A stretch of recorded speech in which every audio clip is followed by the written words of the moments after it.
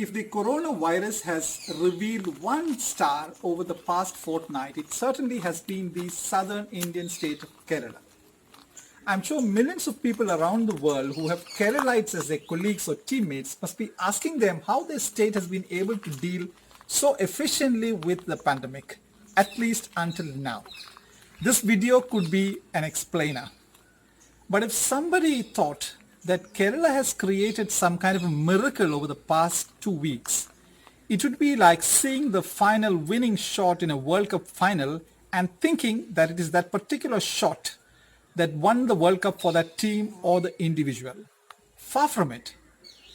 To have been in the World Cup final, there must have been at least 20 years of effort from that player or the team. And one must need to understand that background. In Kerala's case, one must go back not 20 years or 200 years, but 2000 or more years to understand how the state is what it is today. I see Kerala has taken 7 steps to stardom. Number 1, exposure.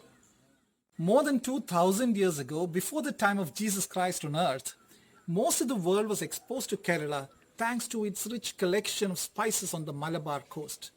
The Romans and the Arabs were here, and the Egyptians and the Chinese were here, all for the grand collection of spices from pepper and cardamom to cinnamon and nutmeg. And what did their exposure do to Kerala?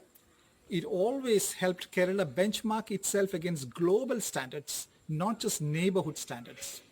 So last year, the Kerala Police Facebook page crossed 1 million likes, overtaking that of the New York Police Department, NYPD. And only 3 days ago, we learned about the sad demise of Kerala theatre actor and movie actor Kalinga Shashi, who recently acted in a Steven Spielberg movie starring Tom Cruise. So these have been the standards that Kerala has set for itself. Number 2, education. Kerala stunned India in the early 1990s when first the Kottayam town became the first town in the entire country to be fully literate. Then Ernakulam district became the first fully literate district in India. And then Kerala itself became the first 100% literate state in the country. And ever since, Kerala has maintained those literacy standards. Now, all of that did not happen one fine morning in the 90s. The German and the British missionaries were here setting up schools across the state. And much before that, the benevolent kings of Travancore and Cochin and some other smaller kingdoms were already setting up schools, even for girls, when that concept of women's education was not prevalent all over India. Now, if you go back 200 years ago, when the Presidency College was being set up in Calcutta in British India, when Calcutta was the capital of the British, a college was being set up right here in Kottayam district from where I'm speaking, the Church Mission Society College, or the CMS College, which even produced a president for India, K.R. Narayanan. Appreciate what it was to have a college in Kottayam 203 years back. One has to understand that Delhi's oldest college, Zakir Hussain College, or the Elphinstone College and the Wilson College in Mumbai did not exist at that time. Does good education lead to? Number 3, health. Good education certainly promotes thoughts of good health and personal hygiene, both of which Keralites are famous for. Kerala has consistently led India on various health parameters, including life expectancy, infant mortality rates, and maternal mortality rates. In fact, a girl child born in Kerala's Pathanamthitta district can expect to live well beyond 70 years, about the same age as a girl child born in Washington, D.C. And don't forget, the Washington, D.C. girl has the backup of about $40,000 of per capita income, while the Pathanamthitta girl has to make do with less than $2,000. And speaking about Pathanamthitta district, it mimics on various demographics, even Europe and America and the most developed countries on earth. In the last census, Pathanamthitta district showed a negative population growth, mimicking much of Europe. Good health and athleticism, who do you think of but Kerala athletes like P.T. Usha and T.C. Yohannan? P.T. Usha was the first to come fourth in an athletic event in the Olympics after Milkha Singh. And when T.C. Yohannan jumped an amazing 8.07 meters in the Tehran Asian Games in 1974, it stood for a mighty 3 decades. Number 4, globe-trotting and risk-taking. They go hand in hand. For most of history, people from all over the world came to Kerala. They still do as tourists, but now Keralites empowered by their education are all over the world, working as nurses in New York, executives in London, businessmen in the Gulf, bankers in Singapore, techies in Australia. And some Kerala businessmen have been so risk-taking, they have traveled all the way from Kozhikode by Uru, the traditional dhow boats, all the way to the Gulf. Some have traveled via land to Surat and then taken the dhows to the Gulf and established thriving businesses there, which have metamorphosed into multi-billion-dollar businesses.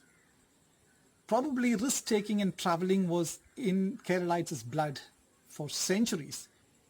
Adi Shankara, the Indian philosopher saint, traveled all the way from Kaladi to Kedarnath way back in the 8th century. Number 5, a critical outlook. Keralites have a critical opinion of almost everything. They have not 2 opinions of everything, but 20 or more opinions. And therefore, there's no personality worship or no idolizing anybody. Many of you probably have seen the Kerala Chief Minister give an evening daily briefing of the spread of the coronavirus across the state. Only minutes after that, almost every Malayalam television channel will have a program daily critiquing him and lampooning him and the opposition leader. And nobody is too big to be taken on, whether it's Coca-Cola or the Catholic Church. My uncle Joseph Pulikunal took on someone as mighty as the Catholic Church for years, and both survived and both gained out of it. Number 6, creativity. Keralites are so ingenious in their creative and storytelling abilities that they populate domains like media and advertising. You'll find them in the Reuters and the AFPs and the APs of the world, and in newsrooms of the BBC and the Al Jazeera. And with taglines like God's own country and apply Kerala, the state has been able to attract over 1 million foreign tourists each year to Kerala. And mind you, Kerala does not have the Himalayas or the Taj Mahal or a Qutub Minar, but it has still managed to attract 1 million plus each year. It has the ability to distill whatever little resource it has and create a story out of it, like this guava juice made out of fruit from this very guava plant. And number 7, openness, which is the most important of the 7 traits that Kerala has. Openness to concepts as crazy as Christianity and communism, accepting Christianity as early as in the 1st century AD and accepting communism some 1900 years later. And how has this openness helped Kerala? It has been an early adapter of many things, even contemporary, like the fishermen in Kerala who took to mobile phones in the late 1990s so that they could take it to the open seas and get the best prices by making telephone calls to various vendors on the coast. At a time when many executives in Mumbai did not have mobile phones. And this week, Kerala introduced WISK, W-I-S-K, for walk-in safety kiosks to test suspected coronavirus patients in Cochin just 2 weeks after they were launched in South Korea.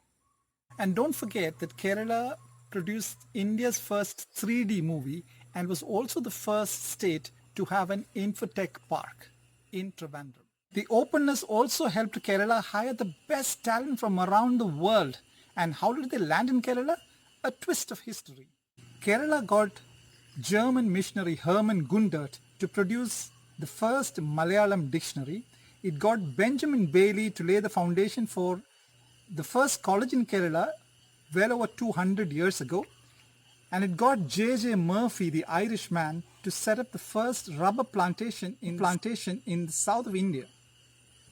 And well before all of them, in 1741, when a Dutch fleet led by Captain de Lannoy attacked the King of Travancore's forces at Colachel and got soundly defeated, the King of Travancore did not kill the captain of the Dutch forces, but hired him to train his own military, and the Travancore military later won many famous victories. So with this background, I hope you appreciate What the world has seen over the past 2 weeks about Kerala being efficient about handling a pandemic is not a flash in the pan, nor is it something that happened over a fortnight, but it has been the very nature of the ingenious, resourceful Keralite. Thank you.